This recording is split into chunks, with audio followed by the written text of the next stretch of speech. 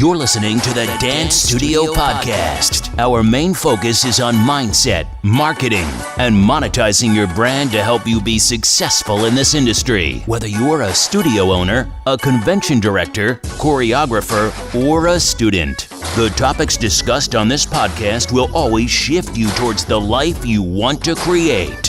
Here's your host, Andrew Carlson.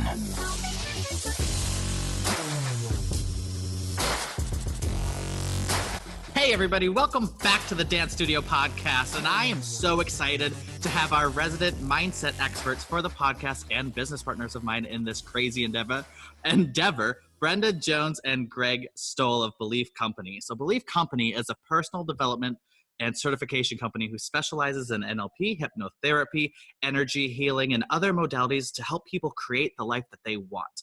So Brenda and Greg, thank you so much for joining me on the podcast today.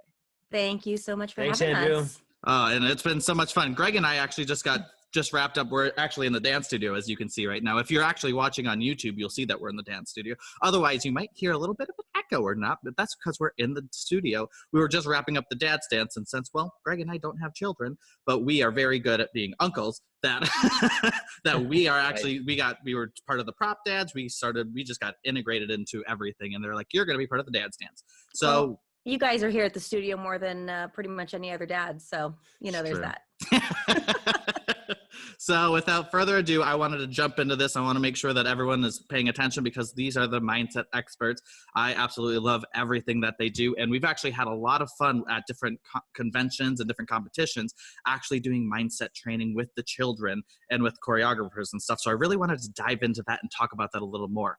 What I really wanted to talk about really quick is, do the words that we say really matter and why? Because what happens is, they're with choreographers all day long. They're with people that are talking to them, that are coaching them, that are telling them how to change. So are those words really important? Absolutely, those words are important. And that's exactly, I think, how this podcast came about, is that being here in the dance community in the studio and getting to see how the students interact with the teachers, with the choreographers, with their own parents, with the studio owners. Everybody that's involved is using communication.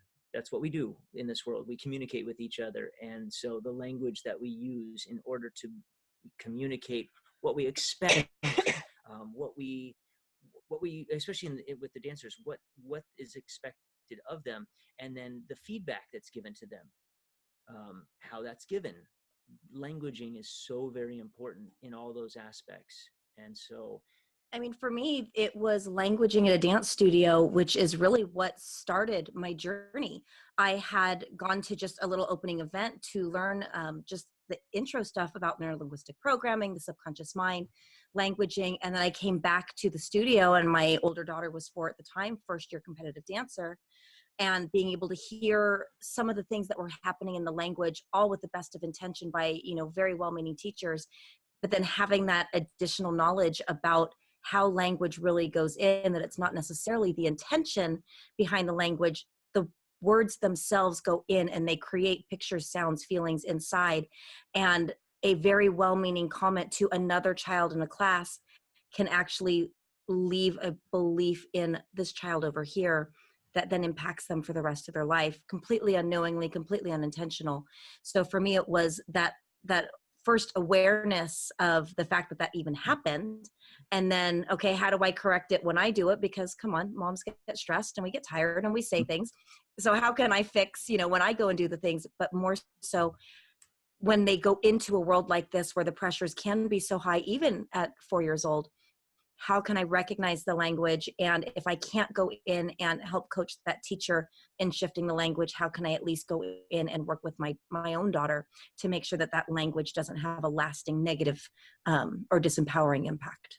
Interesting. So do you have an example of what type of things you've heard choreographers say, and then you were like, well, maybe we should just tweak the languaging a little bit. If we tweaked it this way a little bit. No, seriously, can I plead the fifth? No, it's from the most simple to just, hey, they've had a bad day. Even simple things like don't sickle your foot.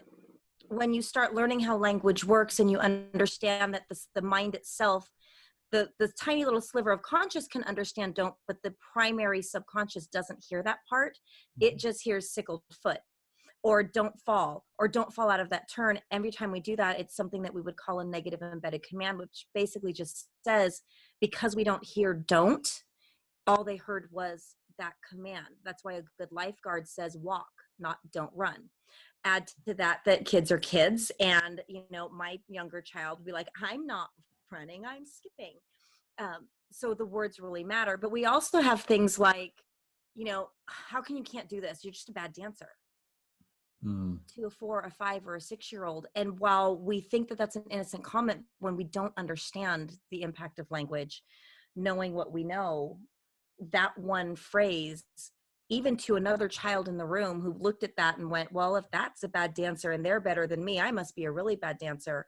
That child may grow up and not dance at their wedding, may not dance with their children when they ask. That one little thing can have that kind of lasting impact. And I think that's what the main idea of this languaging, correcting the language right now, especially with these young dancers, is that impact, it cannot even be foreseen where that might impact them later down the line in life, whether it's in school, in relationships, in their job, in their own businesses. Any of those areas of life can be impacted by something that is set in at such a young age. And so she talked a lot of examples right there. I love to throw out another example, and parents out there will hear this. How many parents out there have told their kids, hey, don't spill the milk, right? You say don't spill the milk, and what does your kid do? They go and spill the milk all over the kitchen floor. Hopefully it's somewhere where it can be cleaned up easily. And then as a parent you lose it, and then you lose it, and then and so that spiral then just spirals downward. But when we, like Brenda said, about understanding the way the subconscious mind works, and that those negative commands, when they're said, the mind doesn't register them. You still have to think about the milk spilling when they say that command to you. And so in order to not think of it, you have to think of spilling the milk. And that's exactly how the mind works with all this feedback, especially within the dance studio when they're giving corrections, and even the communication between choreographers to parents, choreographers to dance studio owners. Like I said, there's so much communication between all the different parties within the dance studio setting. And so we have been very fortunate, of course, to see and get to hear and listen to all of the different interactions going on. Or one of my favorites, don't forget to blank. And we go, no, forget that. And then they get mad when the child forgets. And I go, but you kind of told them to do that. And so it starts with some of the simplest things. And we're talking about where language is not necessarily working in our favor, but language can also be used in our favor. So that time that child says, I can't blank. Oh, yet. 3 little letters on the end of something like I can't, or this is hard, or I don't know how yet. I can't do an aerial. You're right. You can't do an aerial yet. It's such a different statement. So whenever we can look at the linguistics, it's one of those things that, we use just amongst ourselves. And then the more we tend to use it around everybody else, even without using it directly, they're all starting to pick it up, which is phenomenal. And my favorite part is the little ones are the ones that are coming up, and they'll sit down with us between classes and be like, can you teach us mindset stuff? Teach me something for my mind. And that's where we know we're really starting to have that impact. Or when we're at something like a competition or convention and someone's freaking out, and it's, I get the text on the phone because one of us is needed backstage so that we can do our thing. Or hearing that my 11-year-old daughter has now heard it since she was 4 years old, and now she's doing it backstage with her friends, and I don't even have to intervene. I love that. So what about, okay, so a lot of this stuff is new for people that maybe listen to this podcast. So if there's a choreographer, studio owner, dancer that's interested in all this mindset stuff, the languaging stuff, how do they become aware of what people are saying? Because we get so used to people saying things over and over and over again. We just kind of like, well, whatever. But when you actually take time to listen to what the words that they're being said, how can the choreographers or the studio owners be aware of what people are saying? What are some key words that people can say that then can trigger, oh, I need to correct this before we move forward? So the one word I kept picking up that you said several times, and it's something that Craig and I have been talking about the last couple of days, is awareness. Mm-hmm. It starts with that awareness. Like I said, when I first came on and kind of explained how I got here, it started with me just knowing that this was a thing. Because now that you have that in your awareness, you're going to start catching that you hear that. Oh, I remember they said that. Oh, I heard that. Oh, I heard that. And while you don't necessarily know how to change all of that right now, just simply becoming aware of it, I think for me was step one. And then bringing that awareness to the teachers. Hey, FYI, this is how that works. So if you could say it this way. Mm-hmm. I think a couple key words that people can lock into just to begin this transformation in their language is, like we said, instead of using don't, start taking that out of your vocabulary. Just tell people, let's say I want her to not forget something. I could say, hey, remember to bring me that folder when you come back. The positive, instead of saying the negative version of it, there's always a positive to it. Remember to do this, or would you do that? Instead of, hey, raise your foot a little bit higher. Sickle the foot out. Flag. Sorry. Sickle. Sorry. See, I'm still learning this. I'm the fact he even had the word, I know, so we're great. gonna give him that. I'm still new to the dance world, and I love it. But yes, and I'm learning the vocabulary as I go. But in those words, and so what I just used right there, the second word, but, a great word to leave out of your vocabulary or use it very specifically. But when you say but, it negates everything that came before it. So I could say all these words and go on with my statement.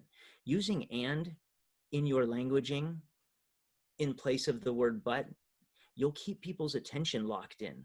They'll be hanging on what comes next instead of shutting down their mind, because they're now just thinking about, oh my goodness, they just told me all this stuff and now they're butting me, saying but. And everybody's been there. They know it. When they hear the but coming, and your mind just kind of shudders away from it. You're like, oh, but here it comes, and what? And there it is. But what? Yeah, exactly. If you use the word and in place of the word but, and go with that. So I was talking to Brenda about this thing that I wanted her to change the other day, and I'm really excited that we're getting to go forward and get that new opportunity. So when you use and in place of it, they're hanging on your words. They want to hear what comes next. So just even those two words, replacing, let's say, don't, and doing the positive, or replacing but with and. So two simple ones to start with. Let me paraphrase that first part, because, word guy over here. The simple thing, instead of thinking about don't say don't, because it's really hard to say that without saying don't, which makes it weird. The biggest thing is tell them what to do. If I tell you what not to do, you still don't know what to do. So start off by just saying, here's what I need you to do. Point that foot, point the top arch, lock that knee out, bring the arms in, flag the foot, hold that, hold your core strength, all of those things. Tell them what to do, and they are able to make that picture in your head. Your body responds like a robot to the pictures and the sounds and the feelings you have in your head. So give them the picture to create.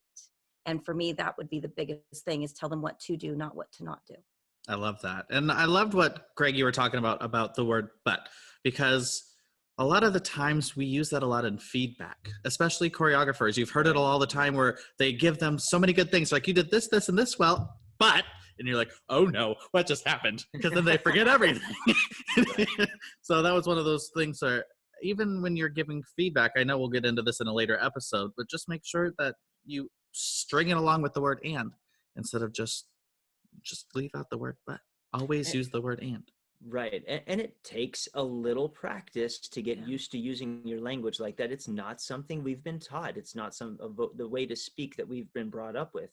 And so even for all of us, it's taken a little bit of time. Mm-hmm. And now that you're aware of it, you'll begin to use it a lot more often. So the other thing is with, we talk about with the choreographers talking to the students, also the parents talking to their kids within this space, it's time to go.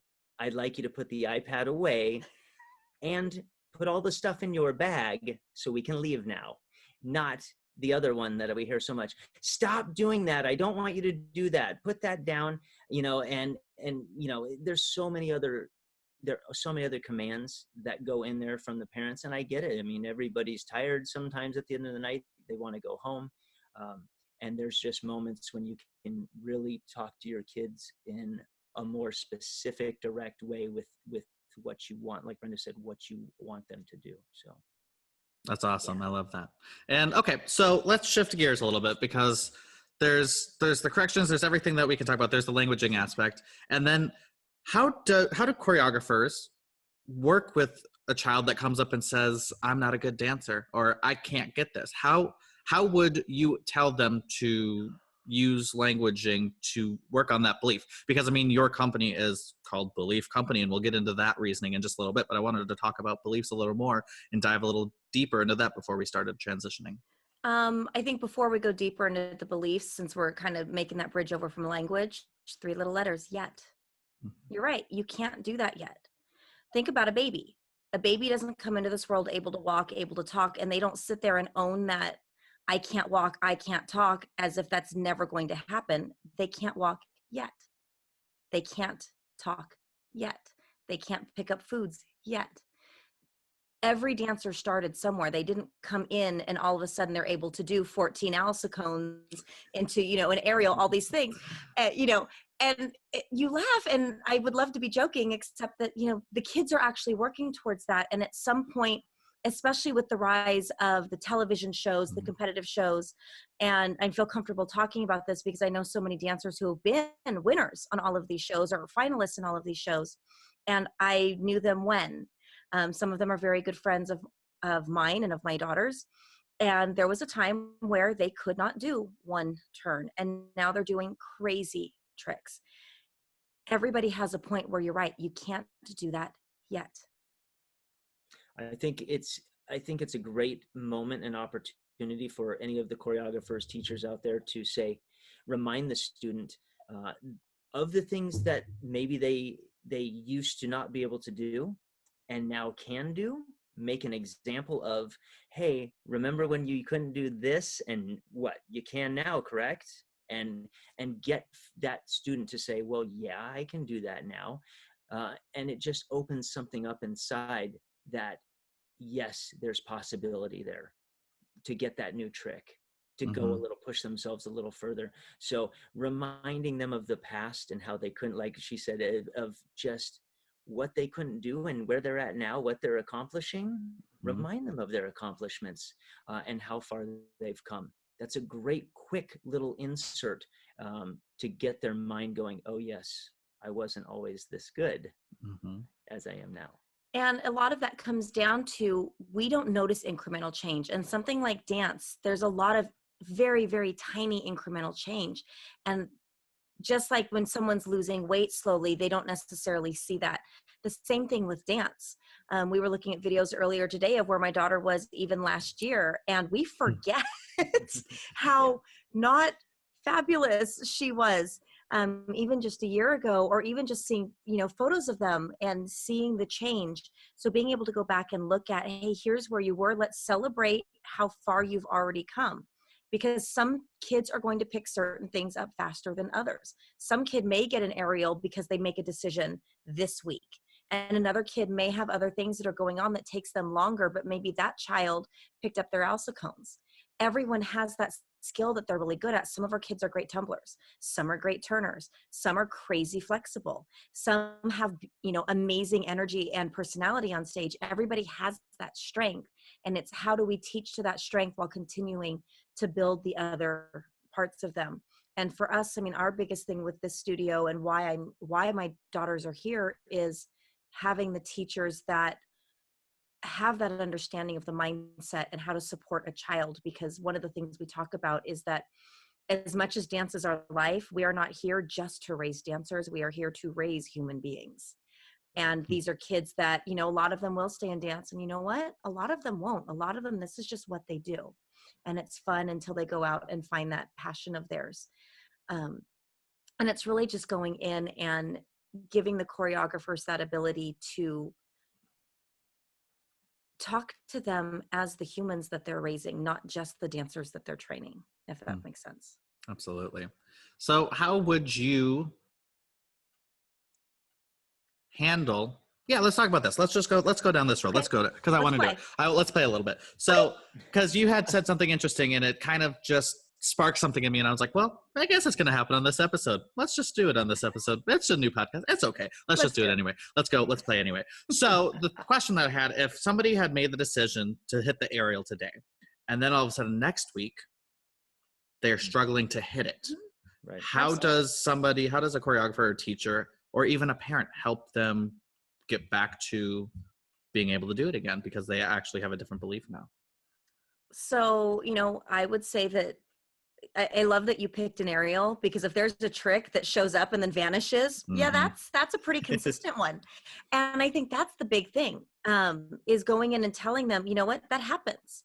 Sometimes you're a little tired today. Sometimes that fear kind of creeps back in. It really depends on each child. But I think the biggest thing is letting them know that's normal. It's normal to have a trick one day and not have it another. And we joke that dancers can do all these things, yet, you know, they can't walk without hurting themselves. They've been walking for most of their lives, and yet that's the thing they forget how to do some days. So for me, it's been, because I did have both of my daughters go through that, and several of their friends. And then there comes that moment where they do make the decision again. And then all of a sudden it's, oh, I went from a running aerial to a standing aerial to a double turn into a standing aerial in like a week, because that decision is there. And I think the biggest part for me is just supporting them, being there for them, listening, because it's in the listening where kids tell you, and this is, you know, beyond what we can do in this single episode, it's in hearing somebody's words that you understand the structure of what's going on in their mind that's creating that block. Okay, so go ahead. Well, let me just interject real quick, Andrew. So a great quick technique that any choreographer or teacher can do with their student, we know the power of the mind. Pull the student aside and have them just run it through in their mind. Let them just do the trick in their mind, just using the power of their mind, and rehearse it there, watching themselves get it over and over. Do that a few times. That alone can sometimes trigger something in them where they weren't seeing themselves getting the trick most times. Usually they're focused on something else, and they're kids, you know, their minds are all over the place. For whatever reason, maybe that day or that week that they show up, all of a sudden their mind is focused on them falling or not getting it, not making it all the way around. If you just pull them aside and just have them run the technique in their head, whatever it is you're asking them to do, just do the visual thing in their head. A lot of times, all of a sudden, they'll feel that confidence come back because they've already hit it. They've already hit that trick. And just running through that, again, knowing the power of the mind, it pulls all of that confidence right back into the body. So just a quick one, you know, an easy one. A lot of people talk about using the power of your mind to envision what you want, and it really does work, and for many things. So, well, I mean, as my 11-year-old coins, because we would actually run her through this with the aerial, because for her, the aerial, my daughter, my older daughter, my younger one, no fear. My older one had a lot of fear that stood in her way. And an aerial may be her most expensive trick. If I were to add up the number of, I would like to say weeks or months, but probably years of privates working on that. It is probably her most expensive trick, and it was her mind that got in her way. She could absolutely do it, and it came down to that mindset. So I was constantly coaching her through what Greg was talking about, and because she's smart, And we would get very wordy like we tend to be. She goes, so you mean see it, feel it, do it? Shoot. Leave it to an Yes. 11-year-old. Right. So, and basically it's 3 steps. In your mind, see yourself doing it. Then rewind the tape. In your mind, feel yourself doing it. Rewind. Now just go do it. And we would do this whole big long spiel about, okay, imagine yourself, you're sitting in the judges, or you see yourself, see it, feel it, do it. In that, what really, really helps is that time that they do hit it. And this is what I really did with her. And I think this is also what helped her sister and some of the other dancers here is there's that first time they hit it. I actually have them in the height of all of those emotions, lock it in. What did that feel like? How did your body move? Go back and run it right now in your head, lock that in so that you can repeat it again. And so all those tricks that are first coming up, that definitely helps lock that in so they can see it, feel it, do it. I love that. So I want to address the parent side of things because there are going to be dance moms that are watching this episode or listening in and they're just like, you're talking a lot about choreographers and all these things and, you know, but what about us? So as a mom, Brenda, when you are helping your child get through something, you know, they did the trick and then the next week they can't do it and they're struggling. How do you support them by being a mother? So, my kids didn't have the normal mother experience with me. I was a behavioral specialist and a behavioral psychologist coming in, specializing in young children. So they had a lot of that stuff that came in. So we did set up a lot of behavioral expectations. We set up goals, rewards. Their teachers, same thing. Their teachers came in and there were consequences, both good and bad, depending on what happened. You didn't get it today, even though I was spotting you with my eyes closed, holding a Bic pen out, and you could do it. But if I put the Bic pen down, you couldn't do it. Things like that. And you're running laps, or now it's burpee laps through the studio. Or, you know, a friend gets put in a wall sit and you have to get them out. It gives that motivation. It gets them working together. But as a mom, it really came down to, you know what, try it again next week. What's going on? What were you thinking about? Oftentimes it's a worry. It's them picturing something not going right. And in picturing that thing, not only does that create that fear that then kind of holds them back where they're not going full out, there's also now that picture in their head that their body is then recreating in life. So just kind of rewinding. Sometimes you need to just take a break, move to another room, walk around. Yeah, that's a great one. Get out of your environment for a second and shift the focus. So step outside, get some fresh air, get some sunshine real quickly, and then regroup, and then go try it again. Simply taking someone out of that environment for just a second and letting their mind shift their focus allows them to reset and then come back and give it everything they got. See it, feel it, do it. And then boom, you know, go after it again. And then if it doesn't happen, like she said, you know, hey, we've got tomorrow, or we have next week, whenever the next one is. Being okay with that as a parent, being okay with your child not connecting to a trick or something that day. They are little people. They're going to have off days too. They're not perfect as we are. What? You know? Yeah. Shoot. I mean, I'm pretty no, not at all.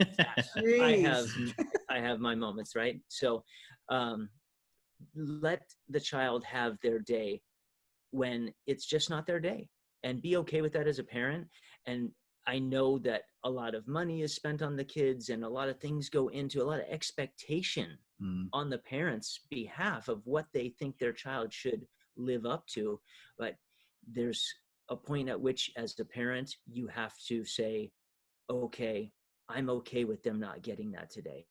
They will get it again, or they'll hit it another day.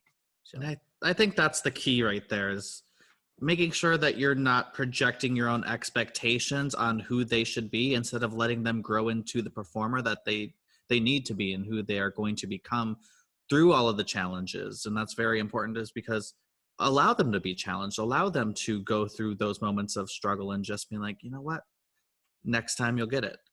tomorrow is a new day. And having that supportive conversation instead of having the energy of you didn't come to my expectations, so now I'm going to be upset with you. Like, that's a hard pill to swallow for the children. And I think it's also managing our expectations. The dance world has progressed so much, even in just the last decade that my daughter's been in it, that there are so many tricks that even their teachers who aren't that much older than the kids, they're tricks that they never did because they're tricks that they never had to do. And we see that, oh, this kid on TV is doing it. Okay, but how many dancers are on TV? So that child is not the norm. That child is the exception. They are the exceptional. They are the gifted in that one trick. And there comes back a point of some of these kids, we're expecting them to go out and do all of these things. And 2 years ago, they weren't even walking yet. You know, and so trying to find that, and especially for me, I came out of a child development background in special education. So working a lot with our occupational therapists, our physical therapists, there's so many things that we're pushing these kids to do because, oh, this child did it this one time on this show that I saw, maybe. That so many things may not be developmentally appropriate. And for your child, they may not be for their build.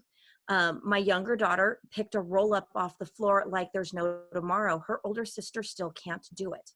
And it's not that she's not a phenomenal dancer. She's phenomenal in the things that she can do. But if you look at her musculature, this fact that she's got like the tiniest feet to height known to man, and it's a leverage and it's a math game. And there's just a coordination in that she's not getting that her sister is. And it's realizing that each one of these kids is unique. And they're going to be the dancer they're going to be. Now, that doesn't mean that we don't push to keep practicing. Mm-hmm. And it's also keeping, like Greg was saying, that level of expectation, our expectations in check. And if you're the parent, if you're the teacher, the studio owner, just remembering that they're still kids and we have an expectation of them to perform, to behave, to do all of these things. And at the end of the day, sometimes you have to go back and go, they're 5, they're 12. They're 14. They're doing exactly what they're supposed to be doing. They don't need to check themselves. We actually need to check ourselves. And it's finding that balance. I will always push my kids to be above the grade. And they're also still kids. And it's remembering that, you know, and I'm human and I will sometimes be stressed out and I will lose it. And I'll be honest, I lost it on my 6-year-old this week. And y'all were here to see it. And you know, whatever was going on with me, and there came a point where it's, okay, I have really high expectations of her, and she's 6. And it's in those moments that you can choose what language you're going to use with that child, wrapping it back to what we started with, the choice at that moment in time, what language you are going to use, what word choice you make will impact the child. It'll impact the situation. It's going to impact the car ride home from the studio. Do you want to choose to spiral your kid down at that point or spiral them up? Do you want to lift them up with positive words, even though they may not have met the expectation this week? There is always next week, and make that right choice of words, make that right choice to lift them up from wherever they're at, because of course they want to get it. Of course they want to hit the tricks. Of course they want to meet expectations and go then above and beyond, be like some of these other kids that they see on TV. They do want to get there. And in time they will, when we encourage them and empower them from here, from our hearts and minds, that is in an empowering, positive way. And I think the thing though is that we're, like Greg said, we're not perfect. Okay, maybe he thinks he is. And we're not perfect. And you know what? Sometimes, even with all the training that I have and the number of years I've done this, you know, in this field and then prior to and everything that I've done, I'm also still human and I also make mistakes. And sometimes I don't meet expectations that I even have, even for myself as a parent. And it's realizing that, you know what, when I say that thing that maybe that's not what I wanted to say, knowing how to come back and correct it. There's nothing that you can ever say that cannot then be fixed. That's one of the reasons I went out and learned to do what I did, so that not only could I catch if someone else was doing, but primarily to catch when I did it, when I'm the one that's setting that thing that might mess up my kid. and then be able to go fix it. As a hypnotherapist, they always say, well, what if I say something wrong in hypnotherapy? Should I freak out and run out the door and be like, I'm never going to do hypnotherapy again? No, just follow it up with some positive. Did I just ruin my client's life? No. I Right. love that. So it's owning that, you know what, we all have our days. And I think it's funny is we all allow ourselves as adults to have a bad day, but for some reason we think that children shouldn't have those too. And Well, sometimes that kids might have be a rough day. that might be a different, a whole nother episode. As parents, do we even let ourselves have a rough day? That might be a whole nother episode, Andrew. So, So let's revert a little bit. This was all great and wonderful. Let's talk about you two a little bit. Let's talk about why Belief Company. Of all the things that you could have named your company, why did you choose Belief Company? ooh, Are you feeling that? Or there's a lot in that name. yeah. I'll go just quickly into the general reason, and that is, as we began working with clients and working with people, holding live events, our online courses, everything that we were doing, we realized that there was a massive self-worth issue out there in the world. So many people just don't feel like they're worth it. The words "I am worthy" was such a hard one to swallow for so many people, and just to even say. And as we began to work with people, and different clients came to us over the past few years here now, and it's like, at the end of the day, we empower people to just believe in themselves. When they leave our presence, we just want them to believe in themselves and know that they're worth it. And I think honestly, that's where, at least from on my end, that's where Belief Co. came from, and Belief Company. Can you expand on that? I know you. I mean, for me, there's, and I know we'll go into this more as we go into future podcasts, but understanding the different levels that we can function at. Beliefs seem to be that one that we so often want to take a belief and hold on to it like it's true. And it's realizing that belief that we used to have about ourselves, that truism that we used to believe of, I can't do this, or I can do that, or I am this, or I am not that, that all of that comes back down to, at some point there was a decision to believe it. And just like when I was, from the day I turned 10 years old till the day at midnight I turned 11, I believed I am 10. I don't believe that anymore. So what are those other beliefs? Because beliefs can spiral, and beliefs can spiral us up when something happens. And I believe that I'm up, so for a child, I believe I can do that turn, or that turn sequence. Then I have the confidence to go out and do it. When I succeed at it, it increases my belief, and I get to spiral that up. They also can go the other way though. And it's understanding that it comes back down to the beliefs that we have that either empower or disempower us. And it's one of those things that I think, like Greg just alluded to, those are those things we hear so often. And you'll hear us call them limiting beliefs. Well, every belief limits in one way or another. Just by definition, yeah. The fact that we created it means that we've created this thing, and it has some limits on it. But when we talk about the limiting beliefs, we're talking about those disempowering beliefs. And they're so easy for us to pick up in language. And they're so easy to challenge in language. It's one of my favorite things to do, because all you have to simply say is, when did you decide that? And as weird as it is, an age or an event or memory or something will pop up in your head, and you'll kind of think you're a little bit crazy until you've done this for a long time, and then you're crazy, and it works. And, and in that, you'll get those answers, because at some point, every belief that you have, whether empowering or disempowering, there was a moment that you chose to believe it. And so if it's empowering, keep on believing it. What else can you believe that helps you?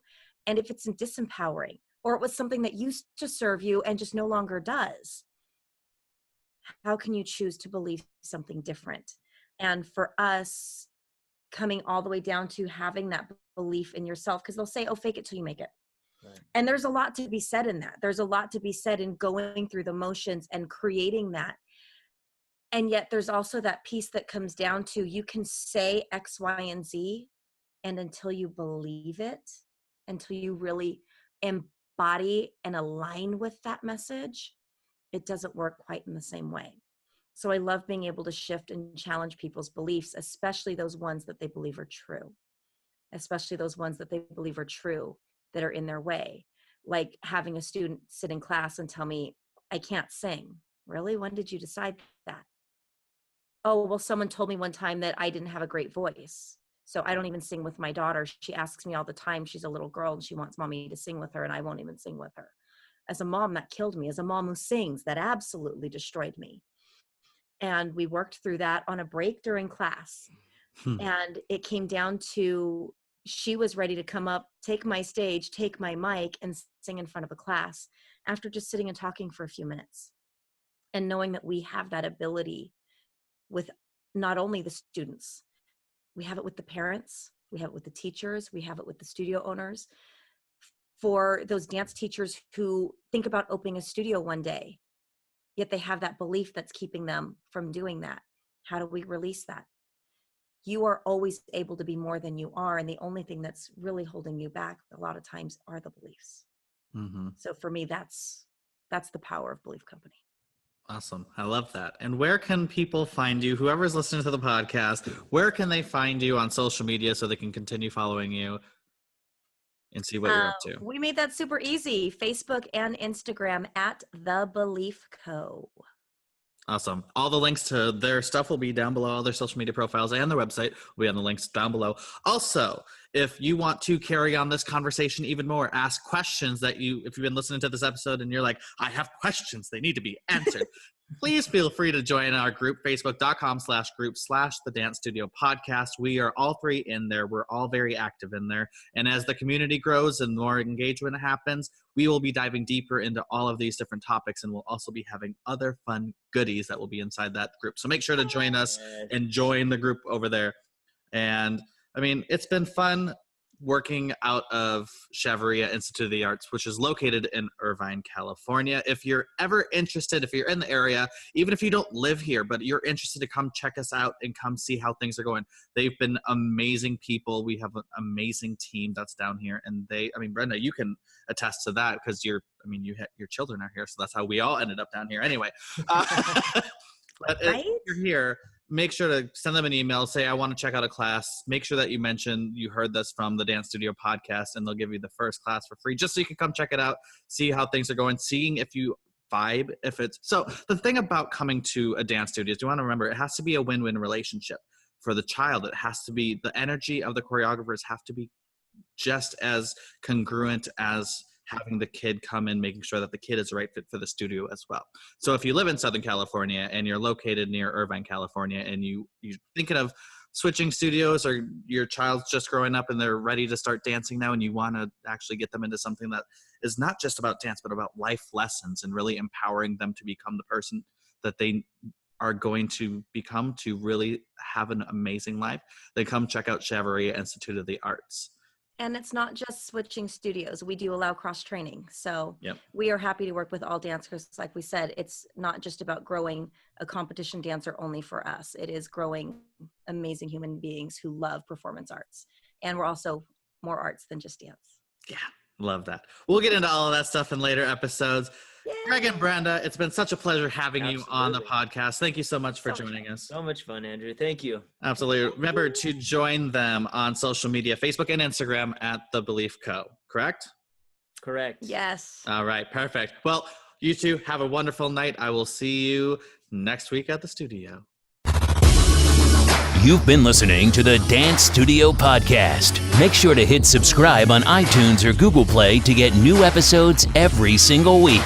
Also, join our Facebook group at facebook.com/groups/The Dance Studio Podcast to expand the conversation and get your questions answered. Remember, with the right mindset and strategy, you can achieve anything.